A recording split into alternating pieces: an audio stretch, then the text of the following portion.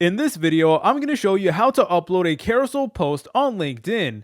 The first thing you want to do is you want to go ahead and find the file that you're trying to post. Now, for this example, we're going to go ahead and post this template that I did find on Canva. If you're trying to upload something that you made on Canva, you need to make sure that you actually do download it as a PDF. So by the way, guys, this will only work with PDF files. So whatever you're trying to post, make sure that it is a PDF document. So I'm just going to go ahead and, for example, on Canva, I'm going to select on PDF standard like so, and then I'm going to go ahead and press on download just like so, and then there you go, it is now downloaded on my PC. Okay, so once you went ahead and got your PDF file, go back to LinkedIn, then go ahead and press on share a post, then go to the bottom and select on this option that says more.